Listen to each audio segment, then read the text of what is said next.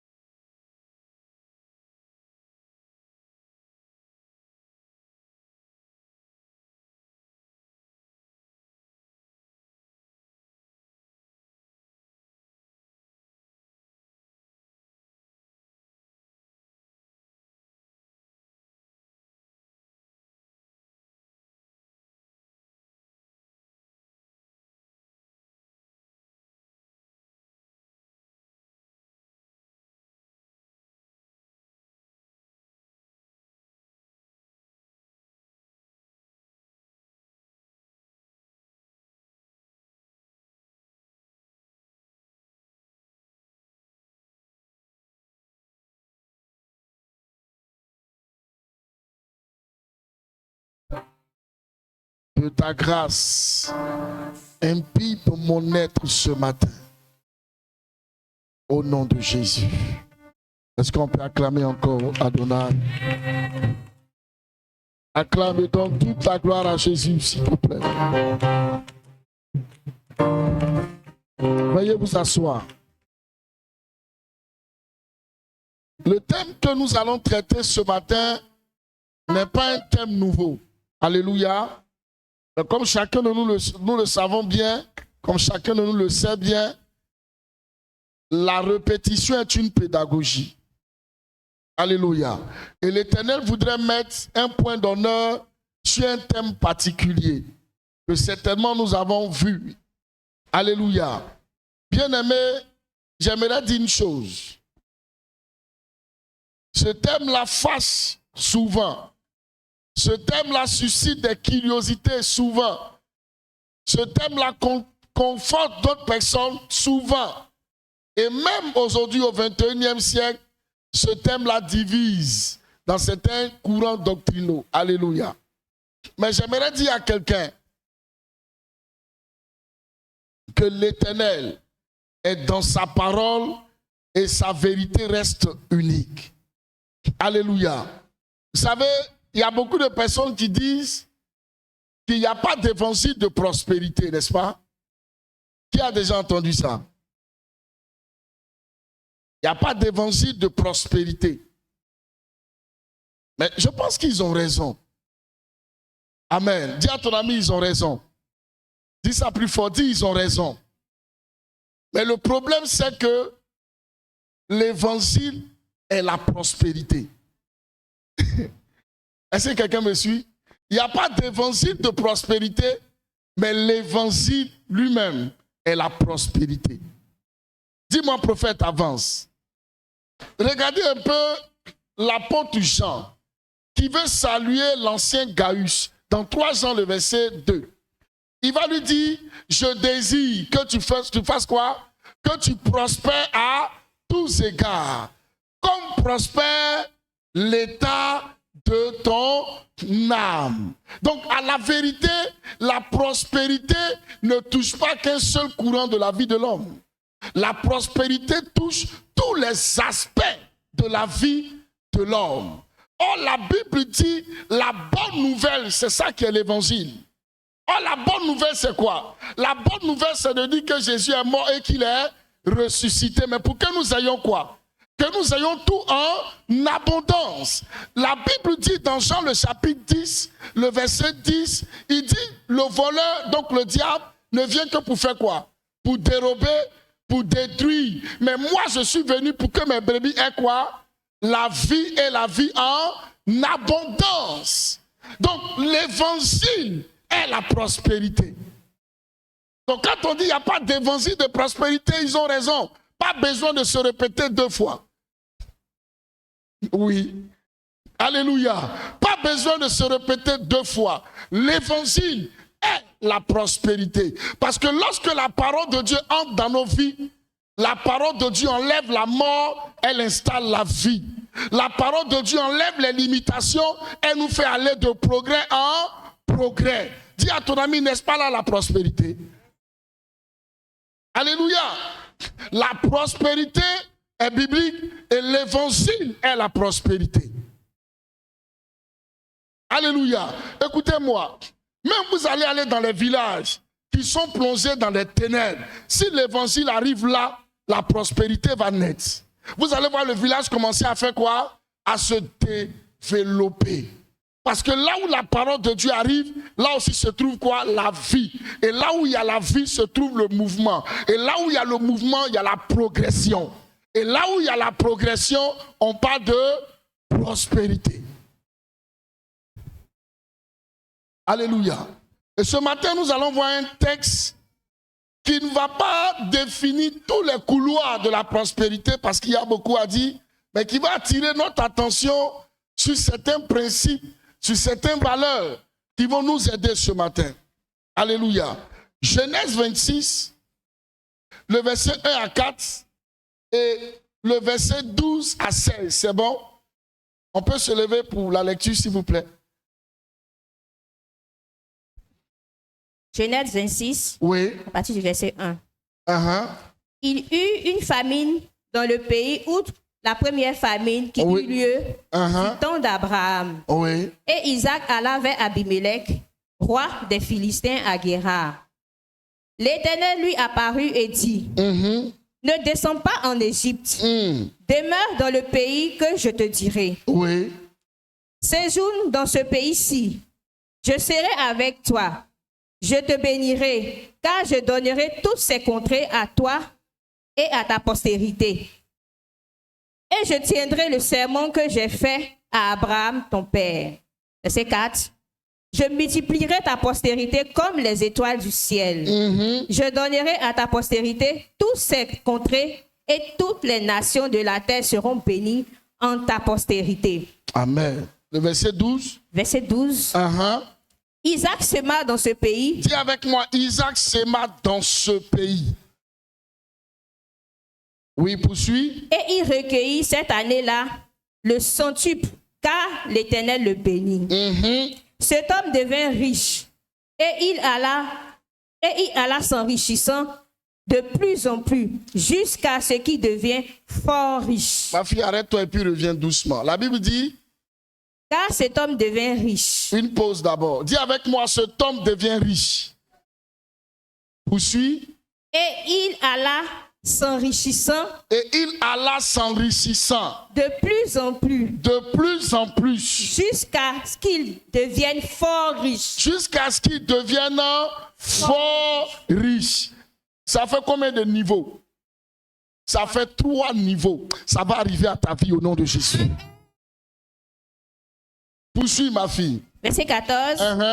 Il avait des troupeaux. Il avait des troupeaux. De menu bétail. De menu bétail. Et des troupeaux de gros bétail. Et un grand nombre de serviteurs. Oui. Aussi les Philistins lui portaient envie.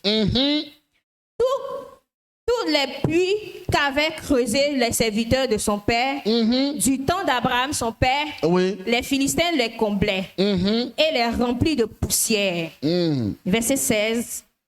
Et Abimelech dit à Isaac, va-t'en de chez nous, car tu es beaucoup plus puissant que nous. Amen. On peut acclamer la parole du Seigneur. Je voudrais que tu acclames la parole du Seigneur bien. Alléluia. Veuillez vous asseoir sur la tête de vos ennemis. Écoutez-moi bien. Ce texte-là est tellement riche que j'ai préféré le couper du verset 1 à 4 et le récupérer du verset 12 et le déposer au verset 16 pour ne dire que ce que Dieu a mis à mon cœur pour son peuple ce matin. Alléluia. Suivez-moi s'il vous plaît. La Bible dit au verset 1 du chapitre 26 de Genèse, la Bible dit, il y a eu un temps difficile. Et donc il y avait un temps de famine. Alléluia. Soyez avec moi. Je vais juste expliquer le texte, après nous allons y aller. C'est bon? Il y a eu un temps de famine, donc un temps de difficulté. Donc Isaac va décider d'aller où ça?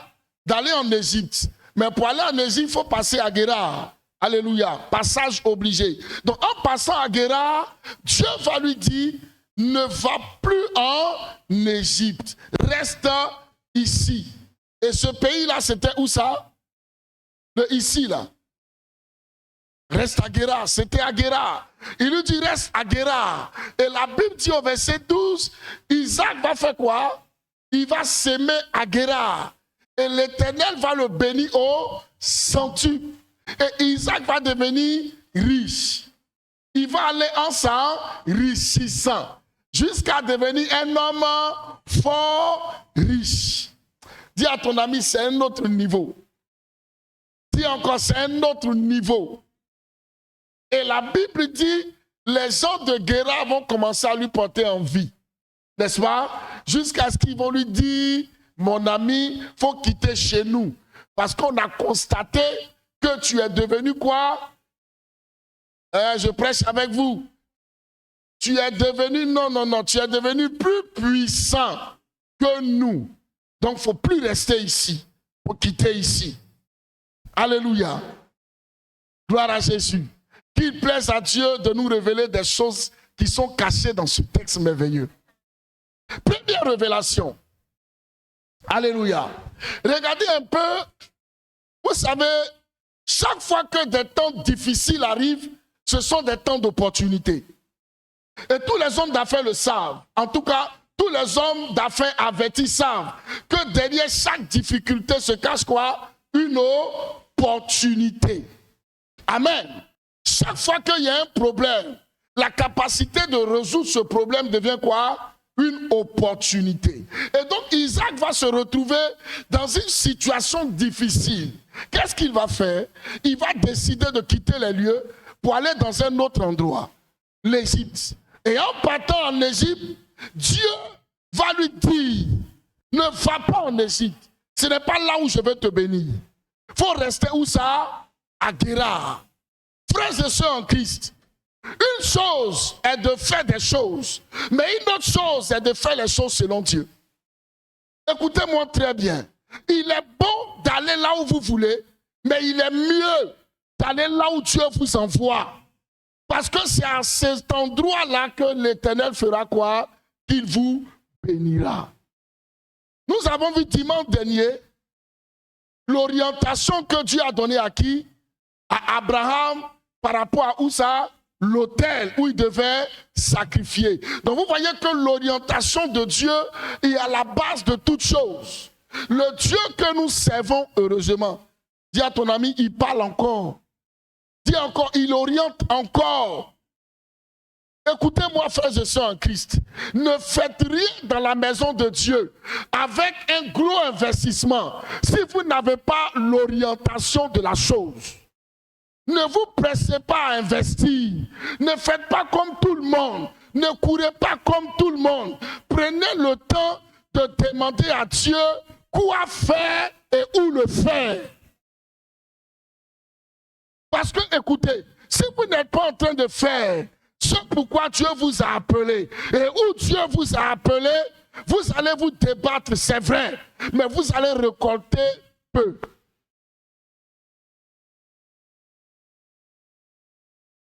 Dis à ton ami, laisse Dieu te parler. Oh, dis à ton ami, laisse Dieu te parler. Il est important de recevoir de Dieu l'endroit et le lieu là où vous devez vous établir. On ne doit pas faire comme tout le monde. L'une des choses que les gens remarquent beaucoup, c'est qu'il y a des gens qui aiment beaucoup mimer. Mimer, c'est faire comme les autres. C'est-à-dire regarder quelqu'un et vouloir faire comme lui. Les gens miment. Les gens ne cherchent pas à être authentiques. Dis à ton ami, il faut être authentique. Il ne faut pas chercher à faire comme les autres. Écoutez-moi, écoutez-moi. Partir de là où Isaac était pour aller en Égypte, c'était la chose la plus logique à faire. C'était la chose la plus consciente à faire. C'était la chose la plus intelligible à faire. Mais Dieu dit, Isaac, tu es intelligent, c'est vrai. Tu as un background, c'est vrai. Tu as un doctorat, c'est vrai. Tu as un diplôme en risque et tout ça, c'est vrai. Mais je dis, Isaac, il ne faut pas aller en Égypte. Il faut rester à Guérard. Est-ce qu'il y a quelqu'un qui connaît son Guérard? N'attendez pas, c'est pourquoi on parle d'intimité avec Dieu. N'attendez pas toujours pour les choses qui sont clés à votre vie, pour des choses qui vous sont capitales. N'attendez pas qu'un prophète ou que votre père spirituel vous donne la révélation. Si votre père spirituel vous parle, que ce soit une confirmation. Mais à vous-même, laissez Dieu vous parler. Laissez Dieu vous dire, ma fille, mon fils, va ici et là, plante-toi là. Fais ceci et fais cela. Le problème n'est pas les gens sont en train de courir avant moi. Les gens s'en vont. Ce n'est pas une affaire de course. Ne mesure pas ta vie aux autres. Et puis d'ailleurs même le plus souvent, quand les gens sont premiers dans quelque chose, souvent ils vont en tant que sacrifice. Si tu m'avais compris, tu m'aurais donné amen bien. Souvent le premier dans quelque chose là, c'est lui le sacrifié. Ouais, parce que ce qui va lui arriver là, vous qui êtes derrière là, vous allez utiliser ça pourquoi? Pour mieux vous apprêter. Donc le plus important dans la vie, ce n'est pas d'être le premier à courir. Ou à dire non, hey, les autres s'en vont, moi je suis en retard. Oh, tu n'es pas en retard. Les gens même peuvent penser que tu es en retard. Toi-même, tu peux penser que tu es en retard. Mais Dieu dit, ce n'est pas encore le retard pour toi. Ne cherchez pas à mimer, les amis. Ne cherchez pas à suivre tout le monde. Apprenez à écouter Dieu. Ne vous pressez pas. On t'a dit, tu serais une grande femme d'affaires, un grand homme dans la nation, ceci et cela. Et puis tu es agité. Mais dans tout ce qu'on t'a dit, est-ce qu'on t'a montré le lieu? Est-ce qu'on t'a montré l'endroit? Est-ce qu'on t'a dit quoi faire? Mais pourquoi tu t'agites? Celui qui t'envoie doit te donner le paquet de la mission. Comme on a dit commerçante net, toi tu penses que dans commerçante là, c'est pas vaste. Commerçante là, c'est vaste. Hein? Il y a des gens qui ont l'onction pour vendre la vie. Parce qu'eux, ils vendent la vie, tu veux vendre la vie, il faut vendre. Ça va devenir trou-trou-nous dans ta main. Est-ce que je suis en train de parler à quelqu'un? Amen. On ne fait pas tout. Ce n'est pas parce qu'on a dit commerçant que toi, tout ce qu'on vend, tu es vendre. Dans commerçante là, chacun a son onction. Il faut demander à Dieu, où je fais ça? Qu'est-ce que je dois faire? On appelle ça l'orientation divine. Écoutez-moi, si vous voulez devenir une femme prospère, un homme prospère, la première des choses qui doit impacter ta vie, on appelle ça l'orientation divine. Si vous n'avez pas ça, ne commencez pas à courir. Le problème n'est pas de courir. Le problème est de savoir où je vais et qu'est-ce que je vais y faire.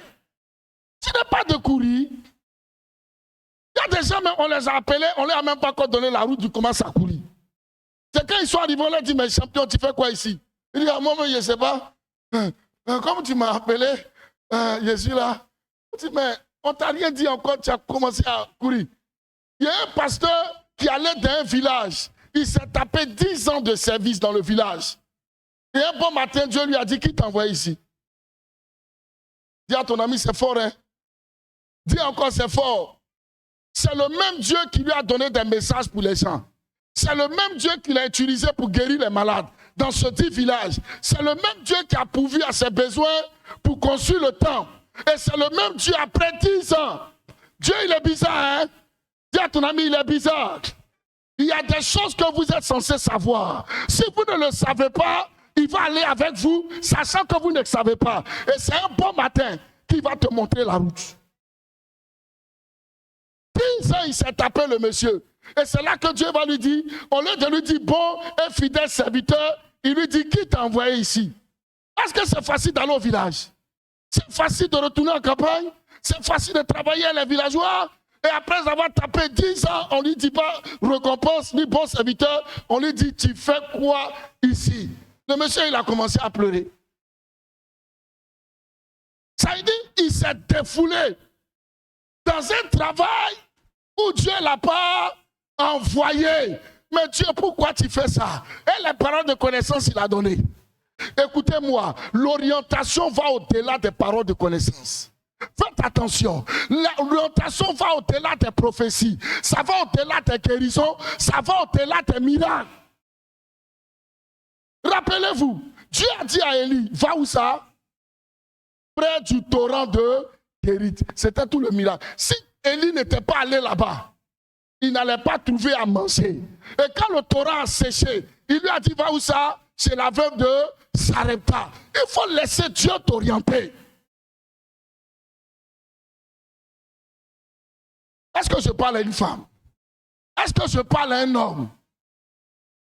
Écoutez-moi, laissez Dieu vous parler. Ne vous laissez pas embrouiller. Parce que ça marche ou que ça ne marche pas. Même si ça ne marche pas, que c'est là où Dieu t'a parlé, reste tranquille. L'abondance n'est pas loin. Non, t'as rien dit, tu cours, frère. Tous un voisin dit, lui, reste à Guéra. Tous le disent, reste à Guéra. Tous le disent, reste à Guéra. Donc chacun de nous doit déterminer Guéra. Et l'orientation, là, c'est dans tous les domaines de la vie. Orientation pour études, orientation de travail, orientation d'affaires, orientation de connexion. Nous devons nous laisser conduire par Dieu. Ne vous pressez pas. Il y a des gens, dès qu'on dit il y a l'argent dedans, leurs oreilles se dressent en même temps. La Bible dit, il y a des chemins. Quand vous le regardez là, il paraît beau. Mais la fin, l'issue là, ça conduit où ça? À la mort. Donc Dieu qui sait tout là, ce n'est pas parce que tu vois les bénéfices que tu vas dire, ah, ça c'est la volonté de Dieu. Parce qu'il y a des gens, c'est comme ça. Une fois que la fin alléchante, ça c'est la volonté de Dieu. Quand tu lui dis, attends, non, laisse-moi, esprit de non-accomplissement, ça c'est la volonté de Dieu. Et quand ça finit de le taper, il devient silencieux. Dites-moi, pour attraper le poisson, qu'est-ce qu'on met au bout de la maison? On met un appât. Quand le poisson, il voit l'appât, pour lui, il pense à quoi? Hein? Il pense à la nourriture. Celui qui a mis l'appât, lui, il pense à quoi? À le capturer. Donc, le plus souvent, les affaires où vous voyez tout est bon là, ce n'est pas un profit. Hein? Pour toi, tu vois le profit. Celui qui a créé l'affaire voit un appât.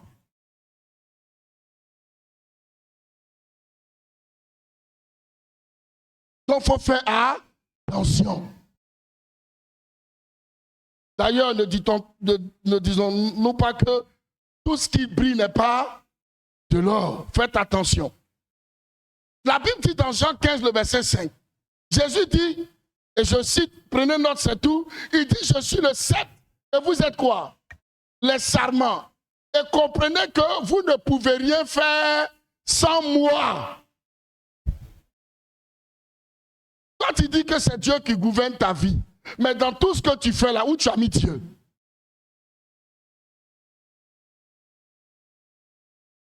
On ne se lève pas dans la vie et puis on ne marche pas comme ça. Si vous êtes là où Dieu vous envoie, restez tranquille. Même si c'est chaud, je dis restez tranquille. Même la chaleur là, ça va contribuer à ta gloire.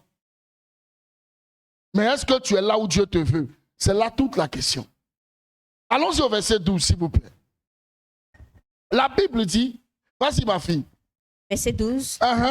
Isaac sema dans ce pays et il cultiva cette année le centuple, car l'Éternel le bénit. Amen, merci. La Bible dit, Isaac, il a fait quoi? Sema. Il a fait quoi? Il a sémé. Merci. Mais n'oubliez pas ceci, on est dans un contexte particulier. Nous sommes dans un temps de quoi? Hein? Non. On est dans un temps de sécheresse. Hein? On est d'accord? C'est un temps de sécheresse. On est dans un temps de famine. Et Isaac est quitté quelque part pour venir à Guérar. Et de Guérar, il partait où ça? Pour l'Égypte. Isaac a avec lui des serviteurs. Il est avec lui son épouse et n'oubliez pas ses jumeaux. Esaü et qui? Jacob, qui sont encore tout petits. Les petits garçons, ça bouffe, n'est-ce pas? Maintenant, regardez, la Bible dit, il sème. Il va s'aimer quoi en temps de sécheresse? Il sème quoi? Je suis avec vous, hein? Il sème quoi? Il sème le peu de réserve qui lui est destitué pour tenir sa famille. Je suis en train de parler à quelqu'un. Avant la sémence, il y a un secret. Dis à ton ami, avant la sémence, il y a un secret. Tous ceux qui sèment sont tenus par le principe de ce qu'on appelle l'épargne. Dis avec moi l'épargne. Il faut dire ça fort. Dis ça encore très fort. Écoutez-moi, si vous n'avez pas épargné quelque chose, vous ne pouvez pas s'aimer quelque chose. Il est dans un temps de sécheresse. Ça veut dire que le temps n'est pas favorable même. Mais c'est là que Isaac va mettre des semences à part. Et vous savez que scientifiquement, la part qu'on réserve pour la semence, là, c'est la meilleure part. C'est-à-dire, c'est les grains sélectionnés qu'on met à part pour la sémence. Mais là, on est dans un temps de sécheresse. Donc, Isaac va se priver de beaucoup de plaisir, de beaucoup de loisirs et prendre une partie de ce qu'il devait manger pour faire quoi? Pour s'aimer. Mesdames et messieurs, on parle beaucoup de semences, mais on ne parle pas de ce qui provoque la sémence. Ce qui provoque la sémence, c'est l'épargne. Si vous n'avez pas d'épargne, vous ne pourrez pas s'aimer. Dis à ton ami, il faut avoir une épargne. C'est vrai, à l'église, on prêche beaucoup sur la sémence.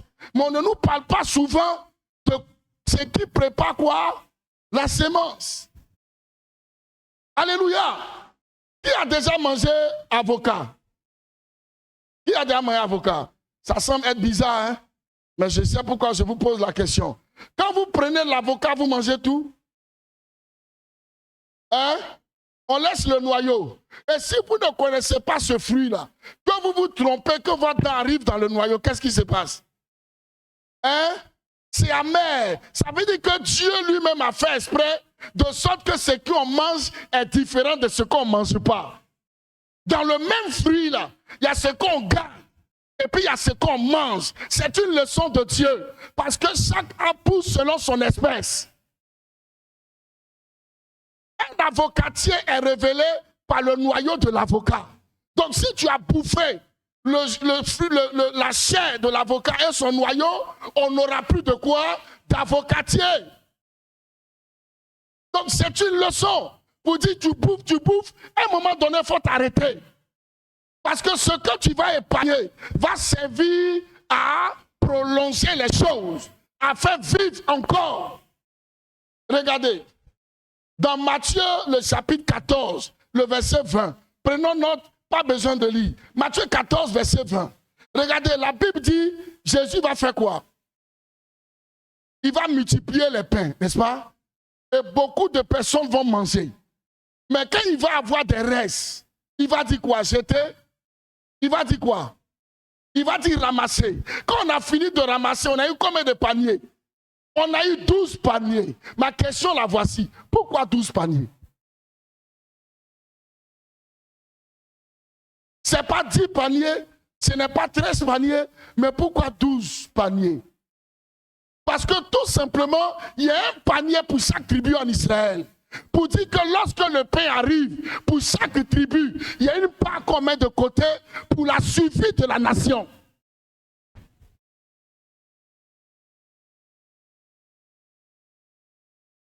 Quelqu'un me suit? Il faut avoir de l'épargne. C'est dans ton épargne que tu vas faire tes semences. C'est dans ton épargne que tu vas saisir tes opportunités. C'est dans tes épargnes que tu vas te sortir d'affaires. Tous un voisin, dis-lui, tu as besoin d'épargne.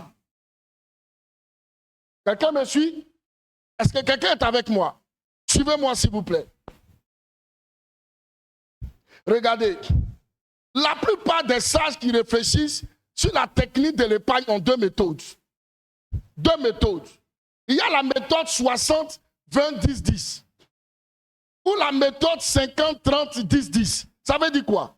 La méthode 60 veut dire tout ce que tu gagnes là, tu dois bouffer 60% sans problème. Ou tu peux bouffer 60% sans problème. Donnez-moi un salaire s'il vous plaît. Un bon salaire. 500 000, c'est bon? Hein? Allons-y. Allons 500 000, 1 million. On va aller doucement, en toute humilité. D'accord? Allons 500 000, 1 million. Celui qui a 500 000, à 60%, il peut dépenser combien? 300 000. Ça veut dire qu'il a de 0 francs à 300 000 qu'il peut bouffer sans problème. On est d'accord?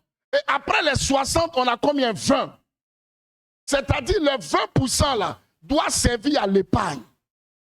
Donc si on a 20% dans 500 000, ça nous fait combien? 100 000 francs. C'est-à-dire quel que soit le mois, tu dois t'obliger de mettre 100 000 francs quelque part. Et puis après, on a 10-10. Le premier 10, c'est pour tes imprévus. Et le dernier 10, c'est pour ta team. 60, 20, 10, 10.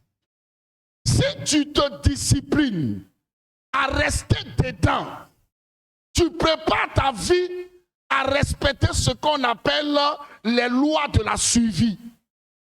Et tu seras bien préparé à rentrer dans la dimension de ce qu'on appelle quoi? La sémence. Parce que ton épargne te permettra de faire quoi? De faire quoi? Aidez-moi. De s'aimer, de saisir des opportunités. Regardez en Égypte. Quand Dieu s'est révélé à Pharaon, il lui a montré 7 années d'abondance, 7 années de quoi? De sécheresse. Quand Joseph a fini d'interpréter le songe, Joseph va lui dire quoi? Qu'on trouve un homme intelligent et sage. Intelligent et sage. Qu'on établit comme un intendant. Mais regardez, Joseph propose combien de pourcents? 5%. Il dit qu'on garde 5% pour les 7 ans de vache maigre. Or, nous, on est en train de parler de combien de pourcents? De 20%. Ça veut dire, normalement, quand tu es dans ça là, tu es destiné à réussir ta vie. Je ne sais pas si je parle à quelqu'un. Il faut accepter de discipliner ta vie à être dans les 60, 20, 10, 10. Ou dans le cas contraire, on peut descendre 50, 30, 10, 10. Donc, on avait parlé de 60, 20, 10, 10, c'est pas ça? Donc, si tu as 1 million, tu bouffes combien? Hein? Si tu as 1 million, tu bouffes 600 000. Et puis tu gardes combien? Non, tu gardes 200 000 comme épargne, 100 000 francs pour les imprévus et puis 100 000 francs pour ta dîme. Maintenant, venons à 50, 30, 10, 10. 50, 30, 10, 10, ça veut dire si tu as 500 000, tu bouffes combien? Au maximum, 250 000. Ça veut dire quoi? Si avec 500 000, tu es au-dessus de 250 000, c'est que tu es en danger. Si tu es dans la méthode 50, 30, 10, 10. Donc, si tu as bouffé 250 000, y compris loyer, dépenses et tout, à 250 000, il va te rester combien? 250 000. Donc, tu vas pousser 30. Ça veut dire que toi, tu as décidé d'épargner beaucoup, n'est-ce pas? Donc, 30% d'épargne, ça te revient à quoi? À 150 000 que tu mets de côté. Et puis maintenant, 10, 10. Donc, 50 000. Pourquoi? Pour les imprévus. Et puis, les 10 derniers pourcents pour ta dîme. Donc, que ce soit la méthode de 60, 20, 10, 10 ou la méthode de 50, 30, 10, 10, mon ami, tu es programmé à maintenir le flot de la sémence et à te disposer pour être béni de l'Éternel. Mais pour ça, ça demande de quoi? De la discipline.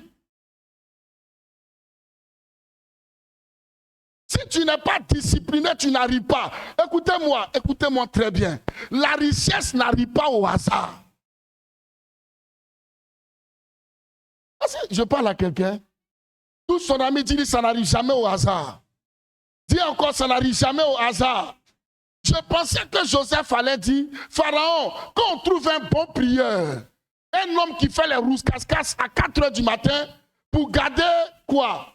Pour garder l'Égypte. Il dit non, je veux un homme intelligent et quoi? Sage. Je veux un homme intelligent et sage. Tu pries, c'est bon, mais tu as besoin d'être intelligent et sage. Parce que, écoutez-moi, dans la bénédiction de l'Éternel, l'aspect de la prière ou de la dimension de Dieu ne suffit pas. Redis-moi le verset 12, ma fille. Isaac sema dans ce pays. Isaac sema dans ce pays. Ça, écoute-moi, ça c'est la main de Dieu ou de la main de l'homme? C'est la main de qui? C'est la main de l'homme. Mais avant qu'il ne sème, il y avait déjà aussi la main de qui? Non. Hein? Il y avait la main de l'homme. Ah, on est en train de parler de quelque chose. Avant qu'il ne sème là, il y avait quoi? Il y avait l'épargne. Oh, l'épargne, ce n'est pas Dieu qui épargne pour nous. Quand Jésus a fini le miracle, qui devait ramasser pour garder? C'est Dieu, il a envoyé les anges. C'est qui a ramassé les paniers, mettre dans le panier? Mais c'est l'homme. Donc avant de s'aimer, il y a l'intelligence de l'homme. Maintenant que Dieu, quand Dieu a pourvu à tes besoins, le reste là, l'épargne là, ce n'est pas les anges qui vont venir faire ça. Et si tu n'épargnes pas, Dieu et les anges sont dans leur coin et puis ils te regardent. Ils te regardent. Et puis tu peux te lever tous les matins et dire, je prophétise, l'Éternel fera de moi quelqu'un de grand. Il élèvera ma destinée. Tous les anges et les autres se regardent. Et puis ils tapent les pieds. Il dit, ça va aller. Il n'a rien compris encore. Donc écoutez-moi bien. Il y a la part de l'homme et puis il y a la part de qui? De Dieu. C'est les deux là qui produisent quoi? La prospérité. Il dit, et c'est Jean qui dit, je souhaite que tu sois en bonne santé. Bonne santé là même là, il y a la part de l'homme et puis il y a la part de Dieu. Parce qu'il y a des comportements qui détruisent la santé. Ah, je ne sais pas si je parle à quelqu'un. Donc le problème, ce n'est pas de dire, je prie pour que Dieu me donne la santé. Oui, il faut prier, effectivement, Dieu donne la santé. Mais il y a une attitude, il y a une sagesse qui garantit aussi la santé. Tu ne peux pas faire comme tu veux et puis tous les matins lever les mains pour dire, Seigneur, donne-moi la santé. Il faut continuer. Et moi-même, je t'encourage, je vais enregistrer une prière pour t'envoyer tous les matins. N'utilise pas ta sagesse pour dire, ça là, je ne mange plus, ça là, je ne touche plus, ça là, je ne fais pas. Et il faut te dire tous les jours, l'Éternel garantit ma santé. Oui, garantit ta santé. Mais la prospérité de ta santé ne dépend pas seulement de lui. Ça dépend aussi de toi.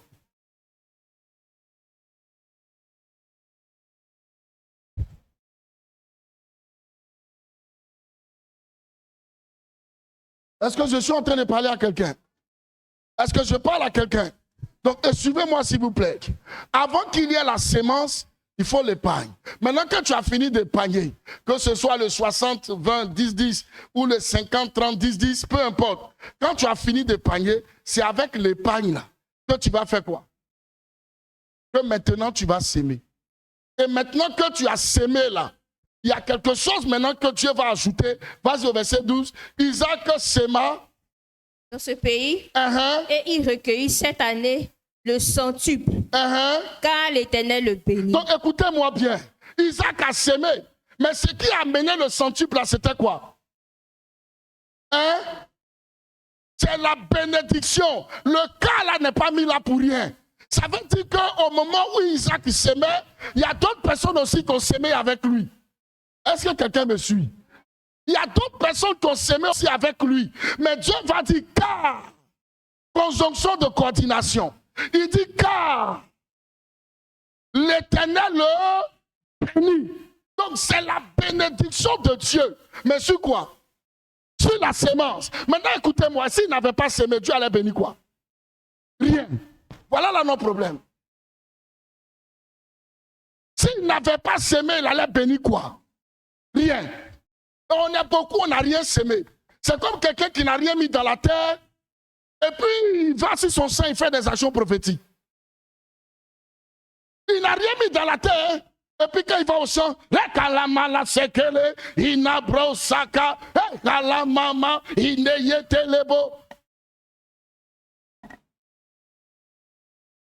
vous-même vous riez, non?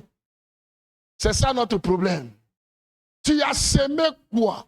C'est pour ça, un papa qui aime ses enfants, quand ils veulent s'aimer dans la maison de Dieu, on leur demande, qu'est-ce que vous attendez pour ne pas rendre la sémence là inutile? Ah, je ne sais pas si je parle à quelqu'un. Tu n'attends rien, il y a des choses que tu ne fais pas. Parce que ce qui va bénir ce que tu as sémé là, c'est la grâce de l'Éternel. Mais avant que la grâce de l'Éternel n'arrive, Dieu a besoin que toi aussi tu fasses quoi? Que tu poses une action. Dis à ton ami, c'est vous deux. Dis encore, c'est vous deux. C'est vous deux, l'action de vous deux qui a mené quoi? L'abondance qu'on appelle la prospérité.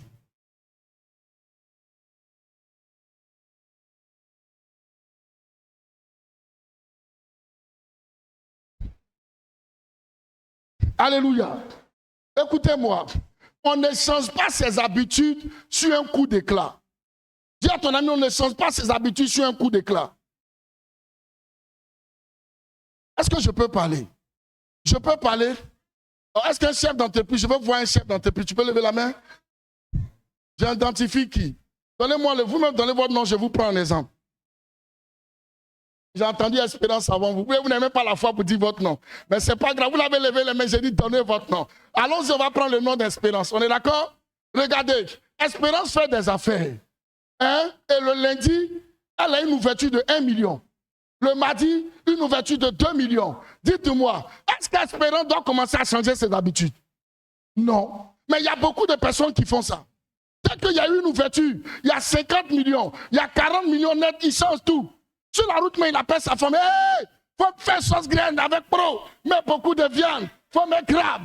Et puis, tu connais ce que j'aime, la cosombo. Faut mettre ça dedans.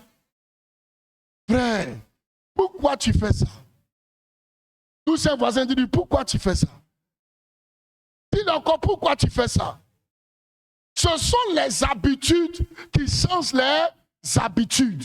Ça veut dire quoi? Ça veut dire que le train de vie que tu avais avant là, c'était par rapport à une certaine habitude. Maintenant que tu as des coups d'éclat, attends que ces coups d'éclat deviennent quoi? Tes habitudes. De 1 an, de 2 ans. À partir de 1 an, ou de 2 ans, où les 1 million, les 2 millions tombent chaque 1 jour, 2 jours, 3 jours, au bout de 1 an, de 2 ans, tu peux te lever et dire, je change mes habitudes. Ah, je ne sais pas si je parle à quelqu'un. Est-ce que je parle à quelqu'un? Tu te lèves et tu dis, je change mes habitudes. Et pour celui qui ne sait pas comment tu t'es préparé, il va dire, mais pourquoi? Dis à ton ami, laisse tomber. Dis à ton ami, laisse tomber. C'est déjà géré d'avance. Mais on ne va pas sur un coup d'éclat.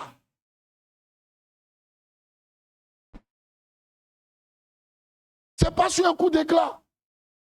Tu as fait une affaire aujourd'hui, tu as 50 millions, c'est bon. Mais ne change rien, pardon. Ne change rien. C'est là que tu sortiras ta voiture, tu dis celle-là, Dieu m'avait dit que je devais la changer. Est-ce que c'est une habitude? Donc attends. Parce que écoutez-moi, souvent, il y a le jour et puis il y a l'aurore. Est-ce que je parle à quelqu'un? Il y a le jour et puis il y a quoi? Il y a l'aurore. L'aurore ressemble au jour, mais l'aurore n'est pas le jour. Donc tu peux être dans ton temps d'aurore et puis tu vas confondre ça au jour. Imaginez-vous quelqu'un qui prend l'aurore pour le jour. Si tu es en danger. Parce qu'il y a des coups d'éclat là, c'est l'aurore. Dieu te donne ça pour tenir dans 3 ans. Parce que dans 3 prochaines années, ça va être dur pour toi. Et toi, comme tu n'as pas compris ça, tu t'es jeté à modifier ta destinée. Et te voilà maintenant. Et c'est là maintenant que tu commences à prier. Seigneur, souviens-toi des années que m'ont dévoré la sauterelle, le gazam et le asile. Et puis il y a un autre ange qui te dit, souviens-toi du jour où je t'ai visité. Parce qu'il y a l'aurore et puis il y a le jour. Donc pour ne pas que tu te trompes là, on appelle ça l'observation. C'est l'observation seule qui peut te garantir si tu es dans ton temps de l'aurore ou si tu es dans ton temps de quoi? De jour. Le temps de jour répète la lumière. L'aurore ne passe que pour un temps.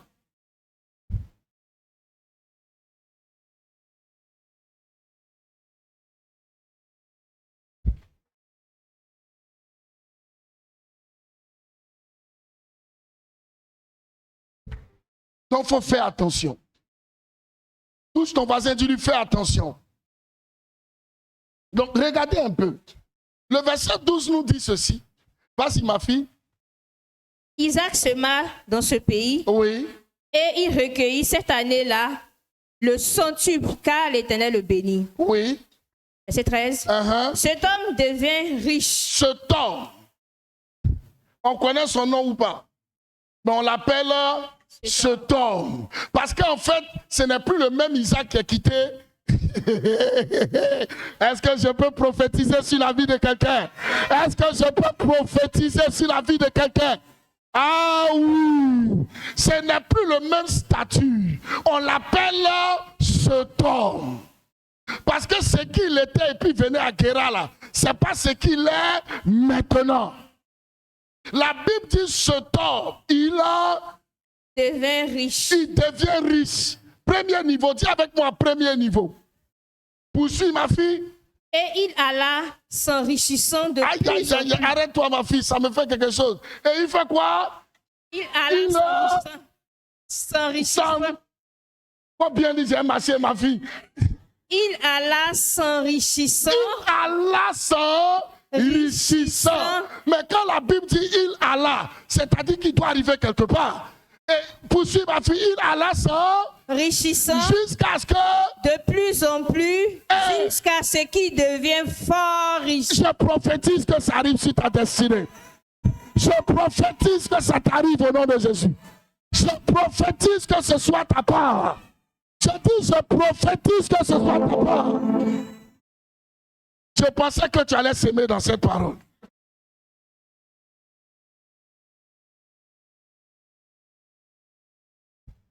Alléluia.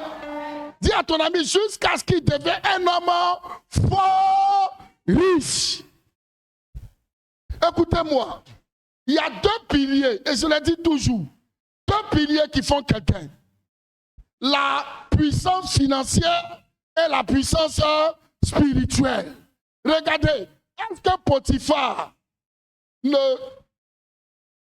Est-ce que Potiphar n'était pas fort par rapport à Joseph?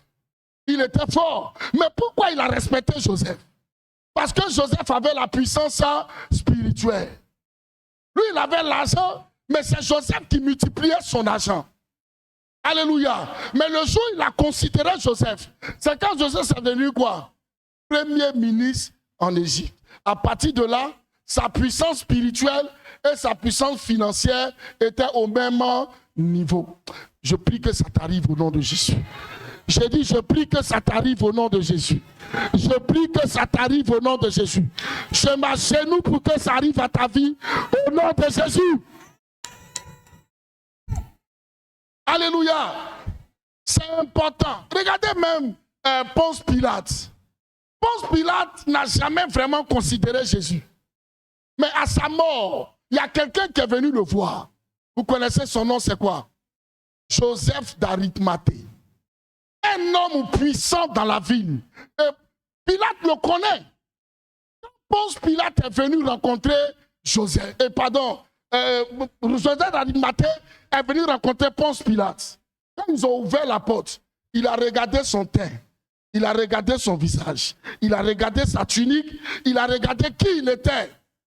Il lui a dit, ah, champion, tu fais quoi chez moi ici? Je vous assure que si c'était un juif, il allait le chasser. Dites-moi, prophète, pourquoi? Parce qu'on était dans un temps de tension où il y avait un certain Messie qui était crucifié, dont Pilate ne pouvait pas encore recevoir des juifs. Ça peut être quelqu'un qui vient menacer sa vie. Le plus souvent, quand il y a des problèmes dans les pays, il a remarqué, toutes les autorités ferment leur téléphone. Et puis tous, ils se cachent. C'est après les mouvements que chacun sort sa tête. Et la mort de Jésus a créé une véritable insurrection à Jérusalem. Mais quand ils ont annoncé que c'est Joseph d'Arimathée qui arrive, Pilate dit, je peux le recevoir. Le monsieur rentre, glorieux. C'est pas possible. Il regarde Ponce Pilate. Il dit, je veux le corps de mon maître. Pilate il va dire, quoi? Ce gars-là, tu le suis? Il dit, oui. C'est lui qui m'a rendu comme ça. Il dit, pardon. Tu prends 5... Non, je te donne 2 escouades. Allez-y avec lui. Prenez son corps et amenez là où vous voulez. Je prie et je prophétise que dans cette église, on est 15, 30, 40, 50, 100, 2000 Joseph d'Arimathée. Vous savez, ce qui fait la puissance d'une église, ce n'est pas seulement parce que vous priez beaucoup. C'est quand dans cette église, on trouve des Joseph d'Arimathée. Quand quelqu'un dépose une convocation à l'église, et puis un autre frère, il prend, il regarde, il dit, papa, dors tranquille. Hey! Est-ce que je peux parler fort? Il dit, le père reste tranquille. On va gérer ça. C'est une convocation, il ne faut même pas de choses. On va gérer ça. Et le commissaire, même quand il voit le frère, il dit, c'est ta communauté, mais je ne savais pas. Ça, c'est dit, on va laisser. Et puis vous asseyez autour d'un café, on bavarde, et puis chacun rentre chez lui. Je prie que ça arrive à notre communauté.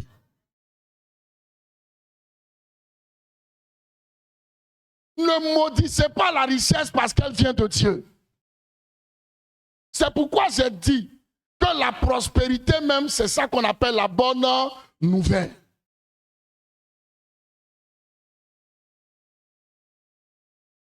Alléluia. Est-ce que quelqu'un est avec moi? Est-ce que quelqu'un est avec moi? Maintenant, écoutez-moi bien. Nous avons tout à l'heure jubilé parce que Isaac est devenu un homme riche. Il est parti en s'enrichissant jusqu'à devenir un homme fort riche. Mais dis à ton ami, ça n'arrive pas au hasard. Dis encore, ça n'arrive pas au hasard. Dis, c'est une association de 2 personnes. Oui. Dieu s'associe à toi pour te rendre riche. Et Dieu encore s'associe à toi pour t'enrichir jusqu'à ce que tu deviennes fort riche. Et l'une des premières choses, c'est de ne pas abandonner la discipline que tu t'es donnée dès le départ. Est-ce que vous savez qu'il y a des gens qui abandonnent les disciplines? Demande-moi, prophète, pourquoi? Parce qu'ils n'ont pas compris l'enseignement que nous sommes en train de partager. On n'abandonne pas ce qui a fait ta force. Tu étais un homme résolu à épargner ce qu'il faut. Tu étais un homme résolu à donner ce qu'il faut. Tu étais un homme résolu au travail. Et comme ça commençait à aller bien chez toi, tu es en train d'abandonner ce qui a fait ta force. Oh, Dieu ne veut pas seulement que tu sois riche. Dis à ton ami, il y a 2 autres niveaux devant. Il veut que tu continues à être riche, mais que tu t'enrichis davantage jusqu'à devenir fort riche. Et pour ça, tu dois maintenir quoi? Ta discipline. N'abandonne pas. Enfin, ce que je dis n'est pas seulement pour le peuple, c'est valable pour tout le monde. Il y a des hommes de Dieu à qui Dieu a donné la prospérité dans le ministère parce qu'ils étaient disciplinés. Et quand les choses ont commencé à aller, le bien-aimé a abandonné la discipline. Il mange, il ne jeûne plus, il ne se consacre plus, il parle plus doucement. Maintenant, tu attends sa voix derrière le goudron.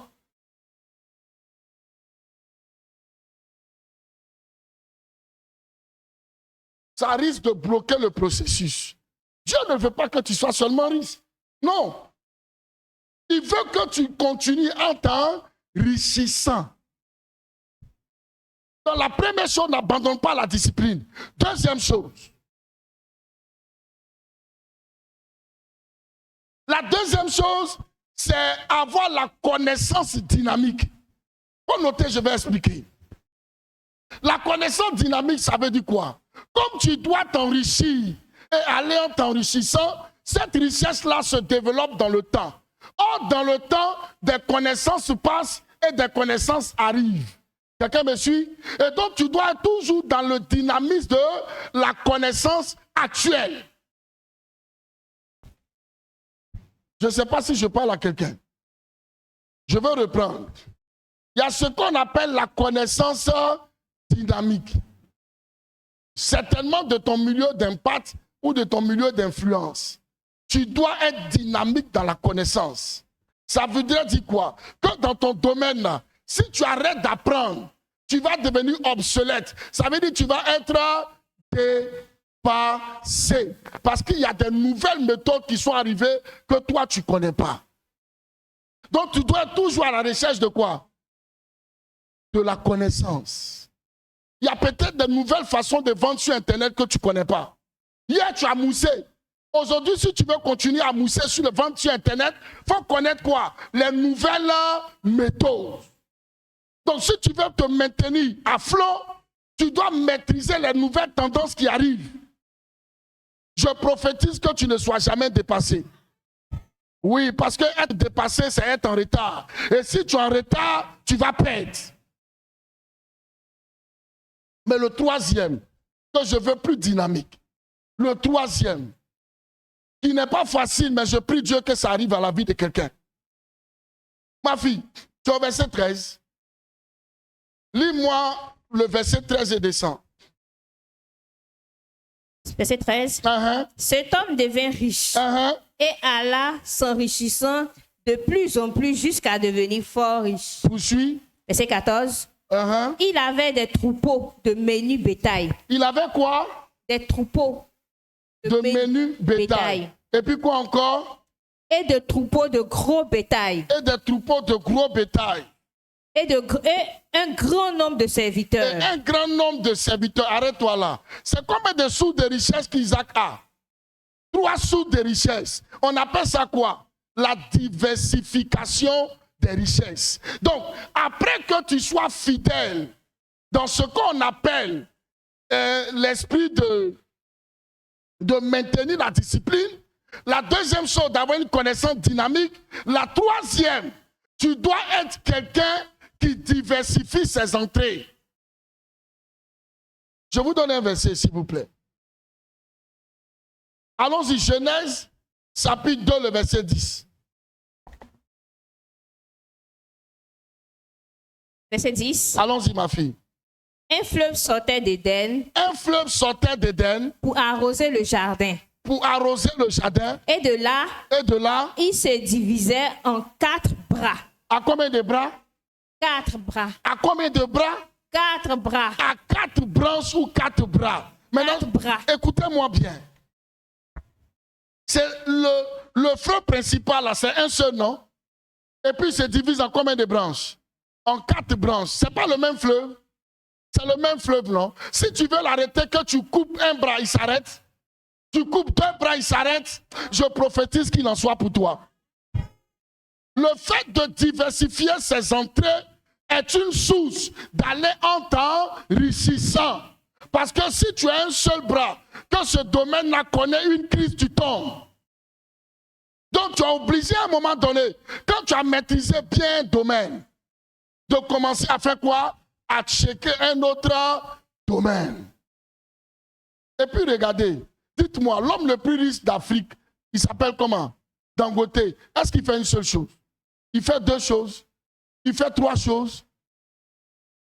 Non seulement on le connaît dans beaucoup de domaines, mais il y a des domaines où on ne le connaît pas, il est actionnaire là-bas. Je prie Dieu que cette église-là soit impactée au nom de Jésus. On sait que tu es dans, je dis n'importe quoi, on sait que tu es dans le ciment.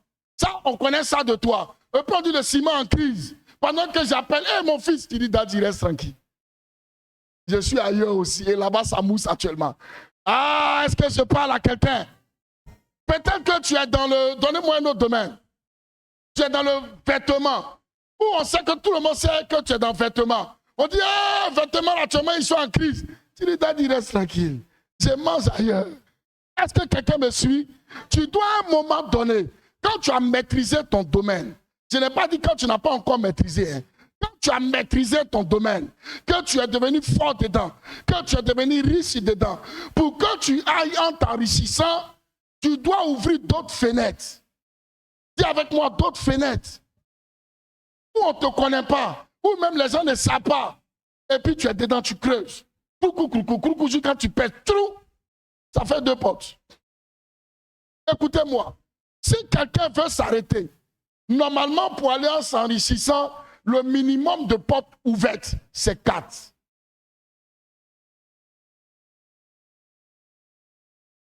Tu veux être riche, aller en t'enrichissant, jusqu'à devenir fort riche. Ouvre au moins, arrange-toi à ouvrir 4 portes.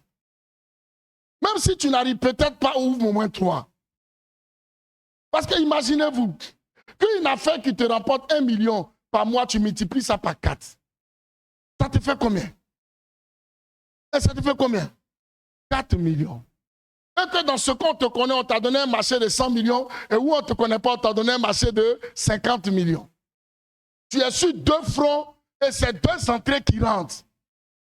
Tu es en train d'aller en t'enrichissant. Et ce qui est bizarre, c'est les gens qui sont forts qui continuent d'être forts. Pourquoi? Parce qu'ils connaissent les lois et ils ne se dérobent pas des lois financières.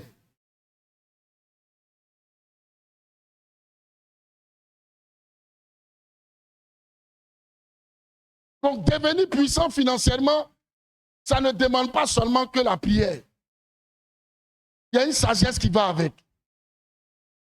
Et la Bible dit, Isaac a semé et l'Éternel l'a rendu, a multiplié la sémence au centuple, car l'Éternel l'a béni. Donc c'est vous deux qui marchez ensemble. Tu fais ta part, Dieu fait sa part. C'est tout. Sinon, nous tous qui sommes là, ceux qui Dieu a prophétisé que tu serais une grande femme, tu serais un grand homme, c'est vrai. Touche ton voisin, dit c'est vrai. Touche-le, dit encore c'est vrai. Mais ton problème, c'est que tu penses que Dieu va tout faire. C'est ça que ton problème. Ton problème, tu penses que tu vas te coucher, te lever, et puis tout va rentrer en ordre. Ce n'est pas possible. Dis à ton ami, il faut aller au charbon. Il faut aller creuser. Tout en te laissant conduire par le Seigneur. Qui connaissait Joseph d'Arimathée? Ce que Pilate et les autres savaient, c'est que Jésus avait qui derrière lui? Et il avait des femmes. Il y avait Souza, la femme du surintendant. C'est ça, non? Il y avait qui? Marie de Magdala. Et puis certaines femmes qui le soutenaient. Ça, c'est ce que tout le monde voyait. Mais les gens ne savaient pas que derrière, il y avait des gens puissants qui étaient cachés derrière le ministère de Jésus. On n'est pas un truc de pasteur, donc je veux Commencez à arrêter. Donc c'est quand Jésus est mort qu'on a vu qui? Joseph d'Arimathée. Ce n'est pas tous les hommes puissants qui vous suivent, qui vont forcément être connectés, que tout le monde va voir. Je vais fermer la parenthèse. Tu dois avoir plusieurs, comme il y a un, comment on appelle ça, pieuvre. Il a combien de bras? Il a plusieurs bras. Si tu coupes 2 ou 3 bras d'une pieuvre, tu lui as fait quelque chose.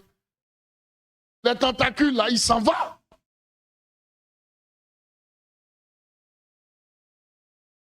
On ne puisse pas te localiser dans un seul coin. Et puis toi-même refuses d'être localisé dans un seul coin. Ils ont chassé les femmes là. Ils les ont découragées. Mais Joseph d'Arimathée était là. Et est-ce que vous savez que si Joseph d'Arimathée ne venait pas, il y a quelqu'un qui allait venir? Vous voyez qui? Zachée. Le collecteur d'impôts, c'était un homme assez puissant. Si Joseph d'Arimathée ne partait pas, Zachée allait venir se présenter dans les minutes qui suivent pour demander le corps de son maître. La Bible n'a jamais dit que Jésus a mangé chez Joseph d'Arimathée, mais au moins on sait qu'il a mangé chez qui? C'est Zachée. Zachée allait se présenter après. Je prie Dieu que derrière toi, on ne maîtrise pas toutes tes forces. Quelqu'un ne m'a pas bien dit amen. Je dis derrière toi, on ne maîtrise pas toutes tes forces. Tu es affiché comme un homme d'affaires ici, comme un PDG ici, mais tu as des tentacules quelque part. Et puis quand on regarde ton poids, on se dit, mais comment il fait pour faire tout ça? Dis à ton ami, les bras sont dans le sol. On a eu une belle prédication du pasteur ici, il a prêché sur quoi? Sur le palmier. La force du palmier, ce n'est pas que le palmier, les racines soient solides, ce n'est pas vrai. C'est parce que ces racines sont nombreuses. Et la multiplication de ces racines font alors sa force.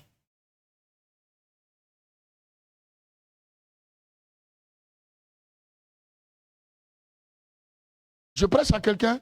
Ma fille, je veux qu'on termine. Vas-y, termine. Descends. Descends. Descends. Allons-y, verset 14. Le verset 14b. Et aussi, ajoute aussi, vers la fin du verset 14, le verset B. La partie B du verset 14.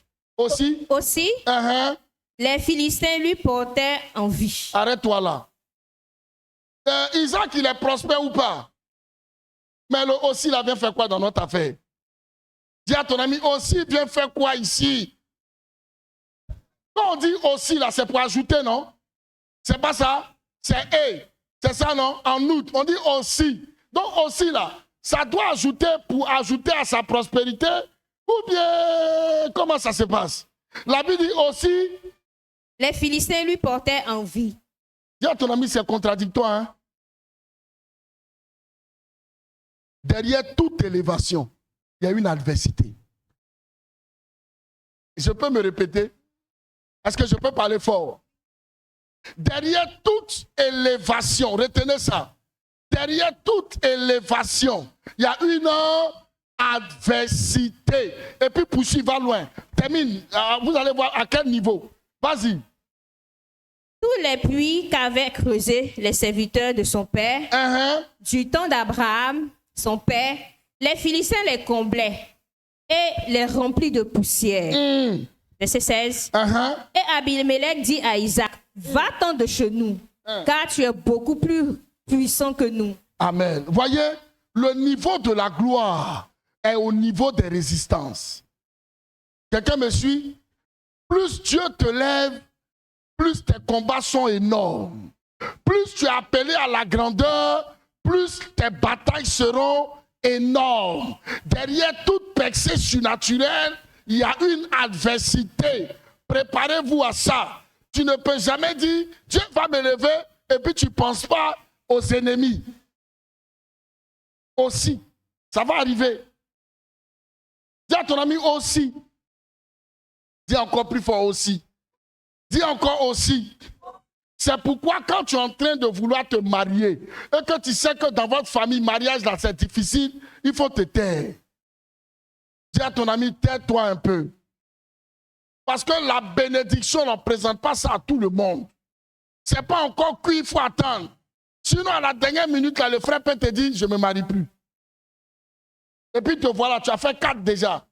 Tu as invité des gens. Madame, mais vous avez déjà conçu ça dans votre tête. Toi et ta CP, vous avez même choisi des couleurs et tout ça. Maintenant, on a annulé. Et le problème, ça ne te fait pas mal passer, c'est annulé. Mais c'est à toutes les personnes que tu allais déjà dire là. Comment tu allais passer là-bas pour dire c'est annulé? Tu allais expliquer ça comment? On ne dit pas tout à tout moment. Derrière toute élévation, retenez ça, il y a une adversité. Que ce soit une promotion, que ce soit une percée dans ton entreprise, ou je ne sais pas quoi encore, derrière toute bénédiction, il y a une adversité. C'est la raison pour laquelle ton 10% de ta dîme ne doit jamais te quitter. Ta prière ne doit jamais te quitter. Tes combats spirituels ne doivent jamais te quitter. Parce que chaque fois que Dieu va t'élever, l'adversaire va toujours vouloir creuser. Et tu dois pouvoir sécuriser avec Adonai. Ne te laisse jamais tromper par le diable. Toutes les grandes entreprises mettent des millions dans la sécurité. Il faut mettre dans la sécurité. Parce que dans la sécurité, là, il n'y a pas seulement la sécurité visible. Il y a des ennemis qu'on ne voit pas. Et puis il y a des ennemis qu'on voit. Même si tu as pris des gros bras et la flèche du sorcier, le gros bras peut attraper ça. Ça va le traverser pour te prendre.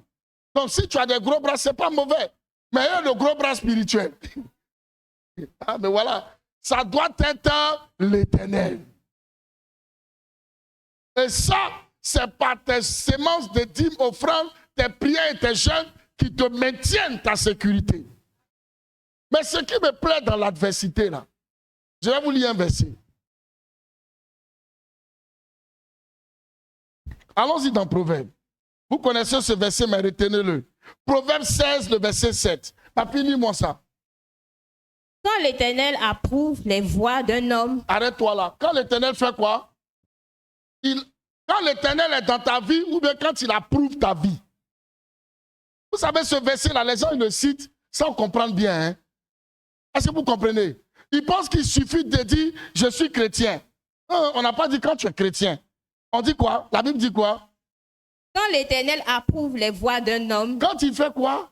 Quand il approuve. Approuver veut dire quoi? Agréer, ça veut dire quoi? Je vais terre à terre. Accepter, quoi encore? Quand tu es d'accord avec ta façon de faire les choses, quand tu es avec toi dans ta façon de faire, c'est alors que, poursuis, il dispose favorablement à son égard, même ses ennemis. C'est-à-dire ceux qui vont venir t'attaquer là. Quand tes voix sont approuvées par Dieu, c'est les attaques là même qui vont te soulever encore. Ah! Est-ce que tu me comprends? Plus ils vont t'attaquer, ils vont t'enrichir. Plus ils vont t'attaquer, ils vont faire ta publicité. Plus ils vont s'attaquer, ils vont t'élever. Mais il y a une condition. C'est que tes voix doivent être quoi? Approuvées par l'Éternel. Beaucoup de personnes, si ce verset, ne comprennent pas bien. Ah, quand l'Éternel approuve les voies d'un homme, il dispose même ses ennemis en sa faveur. Mais pour toi, il te tape, ça rentre. Mais tu cites seulement. Quand l'Éternel approuve les voies d'un homme, il dispose ses ennemis. Et puis tu pleures. Mais parce que c'est rentré. Alléluia. Vous savez, la parole de Dieu, là, c'est plus que la science.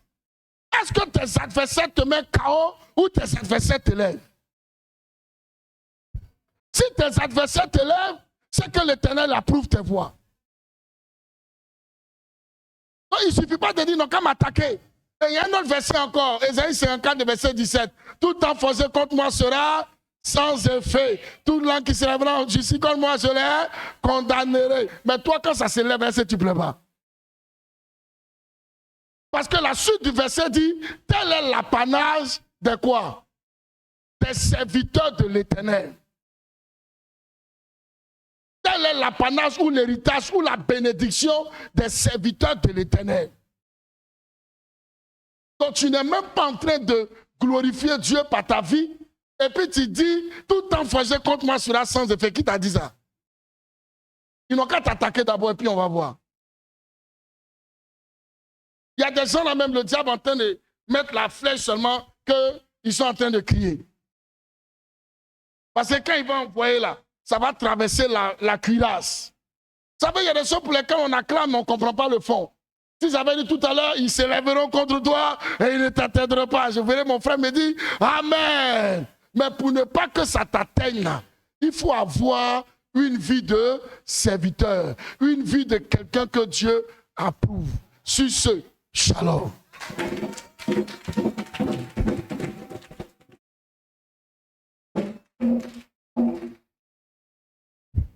Qui a compris quelque chose ce matin? Écoute-moi, tu vas prier. Cela veut dire que ce n'est pas normal que les hommes d'affaires de notre communauté ne soient pas des hommes fort riches. Et moi, je prie pour que à Emina, ce peuple-là devienne fort riche. Je sais qu'il y a des grandes femmes de destinée et des grands hommes de destinée dans cette église. Ton amen est suspect. Et tu vas te tenir debout avec moi.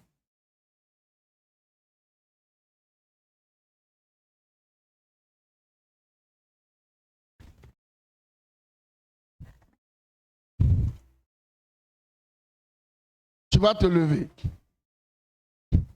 Et lever la main droite. Tu vas dire, Seigneur Jésus, à partir de ce matin, je décrète et je déclare que tous les vautours qui se lèvent contre ma destinée se retrouvent à la mort. Je suis né pour être une révélation. Seigneur, je comprends que tes prophéties sont oui et amen. Le problème, c'est moi ce matin. C'est pourquoi je lève la voix avec toi. Fais de moi un homme de discipline. Seigneur Jésus, amène-moi à épargner. Amène-moi à s'aimer. Amène-moi à me discipliner. À ne pas abandonner la discipline. À être à la recherche des connaissances nouvelles. À diversifier mes entrées. Chaque fois que je veux maîtriser un secteur, à partir de ce matin, je déclare que tous ceux qui attaquent les destinées, que ce soit la sorcellerie, que ce soit le maraboutage, même les gens autour de moi, je lève la voix et je déclare, à partir de ce matin, que l'Éternel préserve mes acquis, que l'Éternel préserve mes avoirs. Je déclare ce matin, à partir de ce matin, que tout ce qui se lève contre ma destinée tombe au nom puissant de Jésus.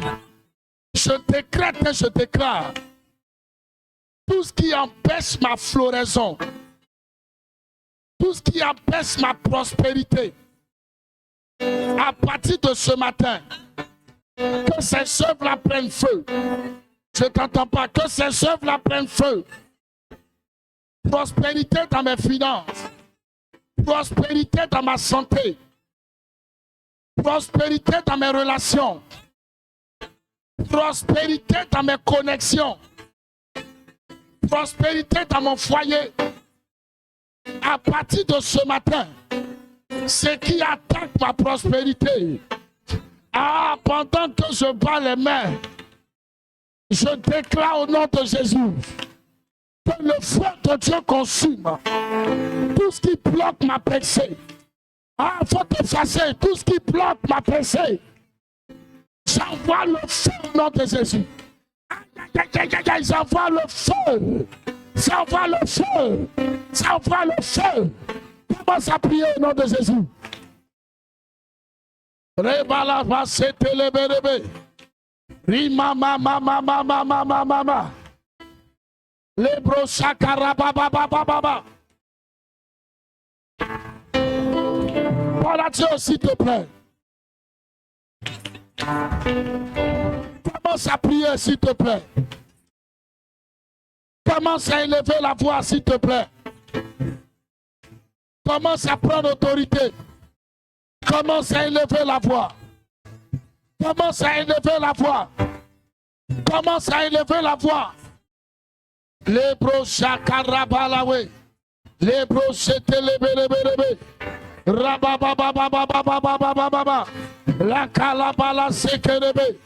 Commence à prier, s'il te plaît. Commence à prier, s'il te plaît. Commence à prier, s'il te plaît. Pour te lever ce matin. Pour te lever ce matin. Commence à prendre autorité. Commence à prendre autorité. Les brochats carabababababa. Les balas carabalawe. Les brochats carabababababa. Continue de prendre autorité. Continue de prendre autorité. Continue de prendre autorité. Continue de prendre autorité. Continue de prendre autorité. Continue de prendre autorité. Continue de prendre autorité.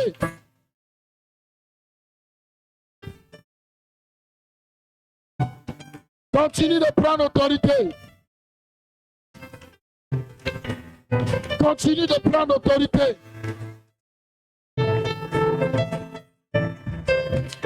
Continue de prendre autorité. Continue de prendre autorité.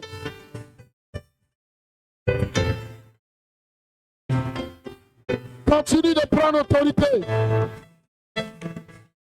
Continue de prendre autorité.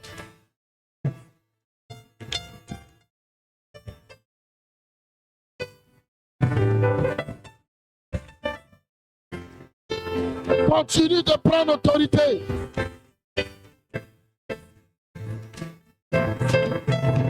Continue de prendre autorité. Continue de prendre autorité. Les brochakarababababa. Lève la main droite avec moi, s'il te plaît. Et tu vas dire à partir de ce matin, les dévoreurs de ma destinée, les vents de la distraction.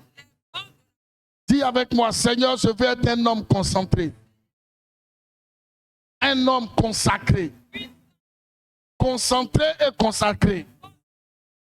Je déclare à partir de ce matin, maintenant même, Seigneur Jésus, conduis mes pas dans les voies de l'intelligence et de la sagesse.